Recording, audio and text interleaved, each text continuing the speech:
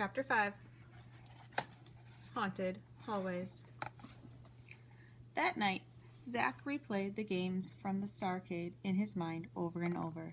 He knew he had made all the right moves. The games were just all broken. What other reason could there be? Ghosts? But he knew that was impossible. The next day, at school, Zack hurried to his locker. The sonic bell chimed in the hallway. Zack was running late for class. He threw open his locker and grabbed his edu screen. He was about to reach back in to get his gym uniform when his locker suddenly slammed shut. Zack had to jump out of the way to avoid getting hit by the locker door. "Very funny," said Zack. He looked around, expecting to see whoever had slammed the door standing there laughing. But as Zack glanced down the hallway, he realized that no one was there. He opened the door again, snatched the rest of his stuff, and raced off to class. In gym that day, the students played a game of pulse ball. 3 players from each team tried to control a glowing metal ball. Then they tried to shoot the ball through the moving, flashing hoop that floated in the air. "Over here!" Seth shouted, waving his hands.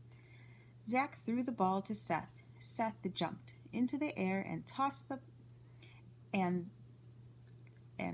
the ball toward the hoop a few feet away. The ball glided smoothly through the hoop. "All right, one for us!" cried Seth.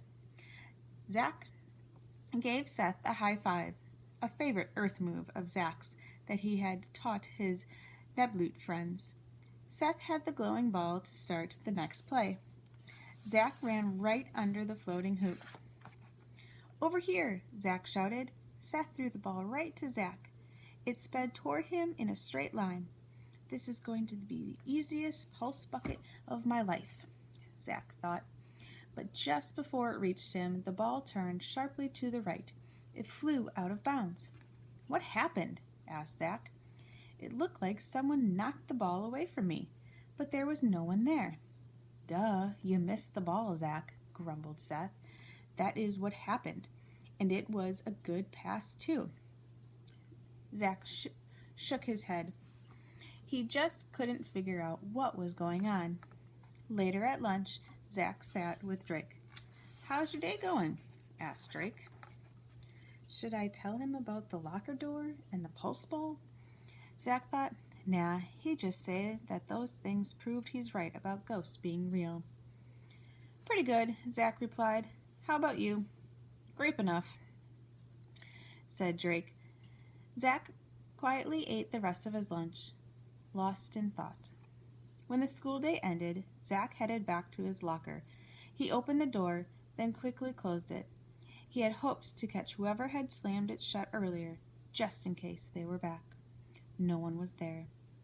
Zack slipped his edu-screen and a couple of books into his locker. He was about to close it when his hyperphone floated from his backpack.